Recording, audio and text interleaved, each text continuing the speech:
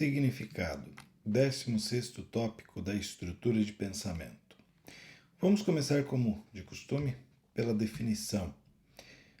Diz respeito ao sentido que você cria. É o sentido que a pessoa concede aos dados de semiose que lhe chegam. Vejamos, no tópico 15, dados de semiose, eu falei de quando a pessoa comunica, ou seja, qual é o dado que ela utiliza para comunicar aquilo que está em sua IP. Isto é dado de semiose. Agora nós tratamos do outro lado, que é do lado de quem recebe esta comunicação. Então nós tratamos significado nos momentos em que o partilhante, ao receber uma comunicação, dá o seu entendimento a esta comunicação. Vejamos um exemplo aqui, olha só. Meu filho me agradou hoje. Foi muito prestativo. Acho melhor me preparar para o golpe. Ele vai pedir algo. Muito bem. Primeiro, o agrado do filho foi entendido como dado semiótico, a prestatividade do filho. Agora vem a interpretação, né? Acho melhor me preparar para o golpe. Ele vai pedir algo. Ou seja, a interpretação do comportamento prestativo do filho é de que ele quer alguma coisa. Como identificar, né? Como nós identificamos isso ao longo da história de vida do partilhante? Isso é assim para mim. Cada pessoa significará de acordo com sua IP. É importante entender aqui que ao longo da história de vida do partilhante aparecerão, provavelmente, em diversos pontos, momentos onde ele recebe a comunicação e aí então dá a sua interpretação a esses elementos que lhe chegam. Um dos exemplos bastante simples é quando uma pessoa chega e lhe diz o seguinte: você está com fome? Parece algo bastante simples, mas se você atribuir significado a esta comunicação, um dos significados pode ser: ele está me oferecendo comida. Outro significado pode ser: ele quer sair. Outro significado ainda pode ser: ele está com medo de repartir comigo o que ele tem na mão. Obviamente, a depender do partilhante e também do sujeito que manifestou a comunicação, ou seja, que externou os dados de semiose, a interpretação pode ser um tanto diferente. Vamos a algumas questões aqui. Olha só como é que funciona a estrutura de significação, ou seja, todo o processo que acontece por trás da elaboração de significado. Primeiro, nós captamos os estímulos externos, realidade, através dos nossos sentidos: visão, audição, tato, olfato, gustação. Então, primeiro recebemos todos esses estímulos. Segundo passo, processamos as informações recebidas, adaptando as nossas crenças, valores, objetivos, memórias, decisões. Essa adaptação ela é bastante óbvia, uma vez que cada um, a seu modo, vai, aqui, utilizando o termo da filosofia clínica, significar a seu jeito a partir da própria estrutura de pensamento. Vejamos, olha só, então ocorrem as omissões, com a exclusão de certas partes da experiência. Sim, a depender da estrutura de pensamento, algumas ou muitas partes da informação recebida podem simplesmente ser excluídas, não identificadas, enfim, deixadas de lado. As distorções, quando adicionamos informações conforme nossas próprias ideias do mundo. Aqui entra um outro elemento muito interessante, que é às vezes em que nós, ao significarmos o que o outro disse, adicionamos informações a um discurso que veio sem aquela parte. Como, por exemplo, quando alguém diz o seguinte: você está com fome? Repetindo o mesmo exemplo anterior. E quem interpreta diz o seguinte: ah, mas então você não quer me oferecer comida, né? Muito bem. Vejam só. Que tamanha distorção é essa? Ou seja, a pessoa acabou adicionando informação que não existia via significado. As generalizações, quando ampliamos partes das informações recebidas. Utilizando ainda o mesmo exemplo, quando alguém pergunta se você está com fome, você pode dizer o seguinte: nossa, você é sempre tão questionador, mas o que tem a ver uma coisa com a outra? Bom, a questão é que de uma pergunta, o partilhante generalizou como se o interlocutor sempre estivesse fazendo perguntas. Esse tipo de movimento, aqui, claro, são apenas algumas das possibilidades, elas são dadas, obviamente, dentro da singularidade de cada pessoa.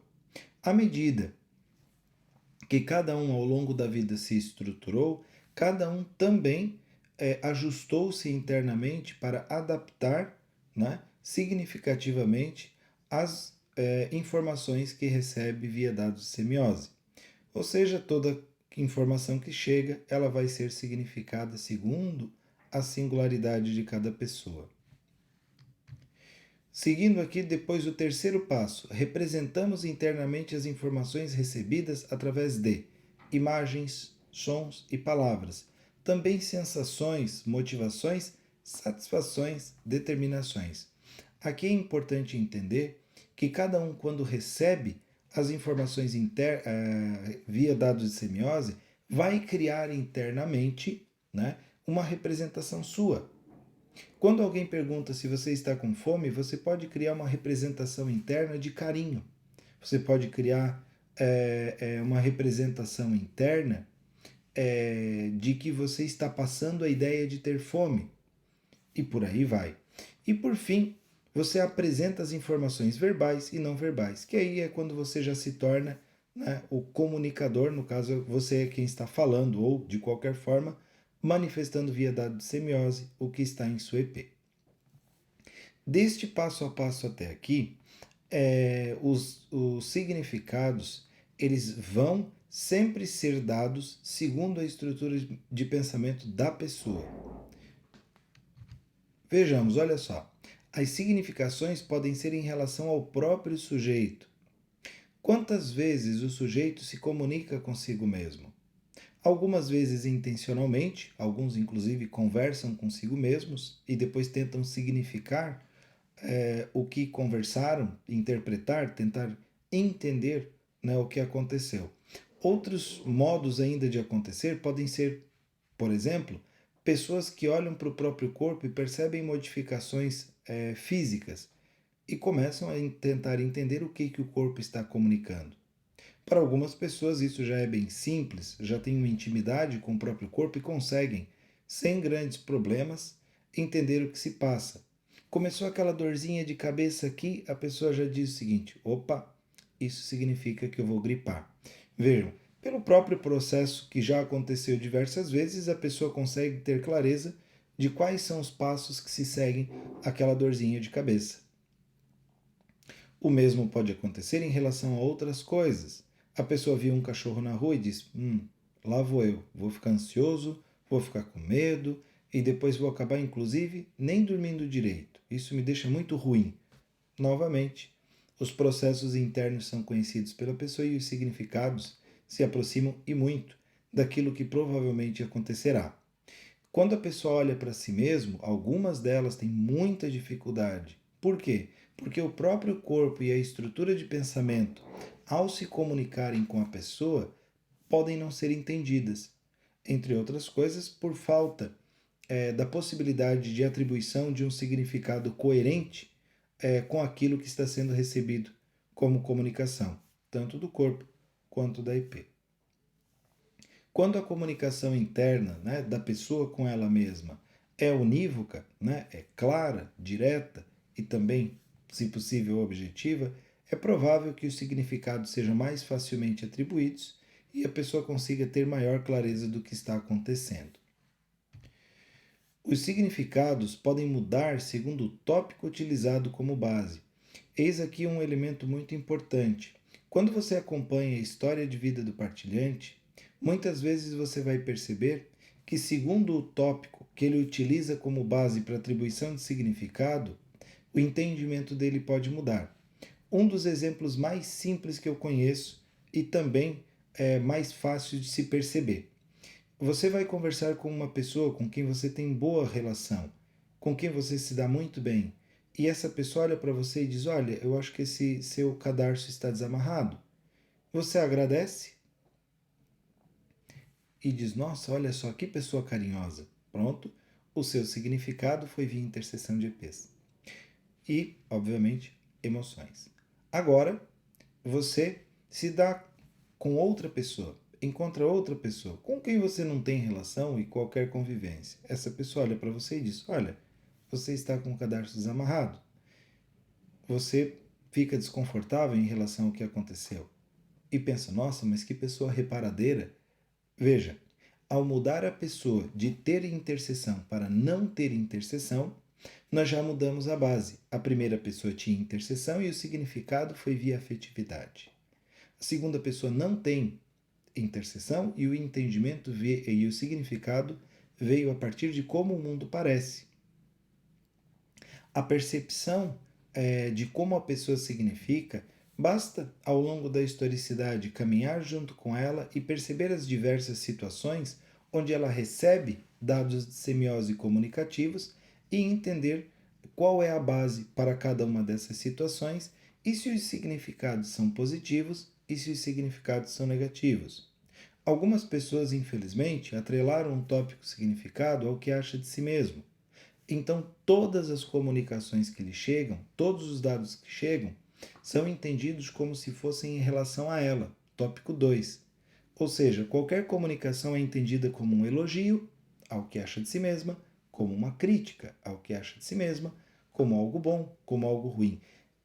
Inclusive, possível perceber que em alguns casos o significado chega a beirar o absurdo de a pessoa ter manias persecutórias, por entender que tudo aquilo que lhe chega como comunicação está voltado contra si.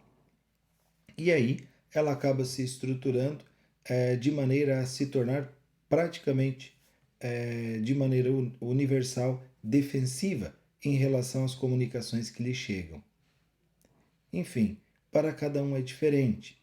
Cada um atribuirá o significado segundo a sua estrutura de pensamento. Não é bom, não é mal, não é certo, não é errado, é diferente para cada um. É claro que em alguns casos, para muitas pessoas na verdade, a depender de como se atribui o significado, é doloroso, dói, machuca. E muitas vezes o trabalho do filósofo clínico junto com a pessoa é trabalhar com ela a ressignificação dessas comunicações, é redirecionar a comunicação segundo a atribuição de significado, para que a pessoa possa, ao invés de entender como crítica, entender como aprendizado, muda o significado. Ou ao invés de entender como aprendizado, atender como uma orientação de busca, ou entender como um carinho, ou ainda entender como um agendamento. Enfim, aqui o filósofo clínico trabalhará com a pessoa segundo aquilo que for o assunto útil. Vejamos aqui, olha só. O filósofo precisa necessariamente, via interseção, conhecer o significado que a pessoa reputa aos signos específicos e clinicamente importantes. Eu vou desmembrar a frase aqui porque eu acho que é uma das maneiras mais simples e didáticas de entender como é que o filósofo clínico trabalha significado compartilhante. Veja só, o filósofo clínico precisa necessariamente via interseção. Então, o significado e o entendimento que o filósofo clínico terá da representação do partilhante prescinde da interseção de EPs. Conhecer o significado que a pessoa reputa, ou seja, aqui o filósofo clínico entenderá os significados que o partilhante reputa a alguns signos específicos. Novamente, aqui alguns signos específicos quer dizer aquela comunicação específica que lhe chega, ok? Que é observado na narrativa do partilhante ao longo da história de vida. E por fim, e clinicamente importantes. Isso quer dizer que o filósofo clínico não vai ficar à cata de tudo que é significado que o partilhante atribui à comunicação que lhe chega ao longo da história de vida. Isso, inclusive, por tornar o trabalho do filósofo clínico muito extenso e improdutivo. Então, esse entendimento dos significados atribuídos às comunicações que chegam ao partilhante só serão aprofundados ou dado uma atenção maior quando de fato forem comunicações que estão atreladas às questões trabalhadas, que seria então o nosso assunto último. Este tópico, ele tem aqui, quando um peso maior na estrutura de pensamento, o hábito da pessoa de atribuir significados e agir a partir desses significados. Quando o peso subjetivo desse tópico, significado, é menor, em muitos casos a pessoa sequer presta atenção a estas coisas. Ela ouve, ok, entende ou atribui significados, mas que pouco peso tem na condução de sua vida e decisão do que fazer.